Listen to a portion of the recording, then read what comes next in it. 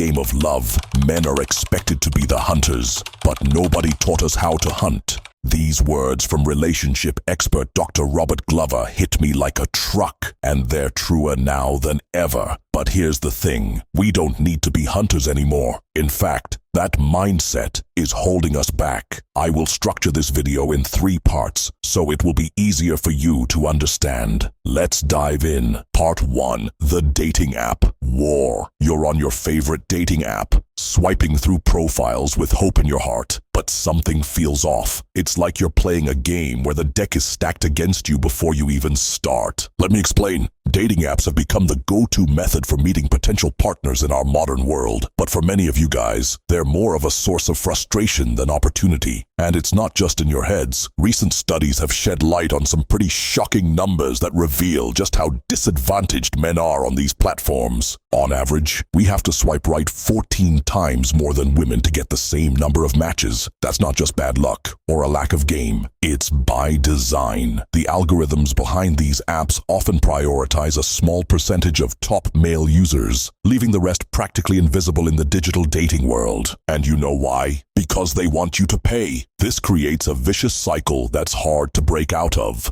Feeling desperate for matches, many guys start swiping right on everyone they see. It seems like a good strategy at first, right? More swipes, more chances. But this behavior actually gets penalized by the app's algorithm. But wait, there's more. Even if we do manage to score a match, the battle's far from over. In most cases, we're expected to initiate and carry the conversation. It's like finally getting invited to the party, only to find out you're responsible for entertaining everyone there. All of this leads to a sense of frustration. I've been there, and I bet you have too. It's easy to start viewing dating as a numbers game we just can't win. We put ourselves out there, try our best, but the results rarely match our efforts. I remember a time when I was swiping for hours every day, convinced that if I just put in enough time, I'd find someone. But all I got were a handful of matches that fizzled out after a few messages. It felt like shouting into a void, hoping someone would hear me. The worst part, I started to think maybe I just wasn't good enough, that there was something fundamentally wrong with me. But here's the thing, understanding this system is the first step to beating it. Now that we know the game is rigged, we can start to look at how we've been playing it all wrong. Think about it this way. If you were playing a game where the rules were unfair, wouldn't you want to know? It doesn't mean you can't win. It just means you need a different strategy. And that's exactly what I'm going to talk about next. Step 2, the transaction trap. I remember a time when I was out with a friend and we spotted this group of attractive women at the bar. My buddy turned to me and said, "All right, time to close the deal." At that moment, it hit me how weird it was that we were treating these potential connections like some kind of sales pitch. When you approach dating with this transactional mindset, you're setting yourself up for a world of stress and disappointment. Every interaction starts to feel like a high-stakes negotiation. You're constantly on edge, worried that one wrong move will tank the whole deal. Think about it. When was the last time you went on a date and felt like you had to impress them with your achievements, your status, or maybe even your fancy watch? It's exhausting, right? And the worst part is, it's not even authentic. You're not being yourself. You're being this carefully crafted version of yourself that you think they want to see. But here's where it gets really messed up. This mindset doesn't just affect how you act on the date. It changes how you see the person sitting across from you. Instead of a potential partner, someone you might genuinely connect with, they become a conquest, a goal to be achieved. And let me tell you, that's a recipe for hollow victories and empty relationships. I've seen guys fall into this trap time and time again. They start using manipulative techniques they read about online, treating dating like some kind of game they can hack. Even when they succeed,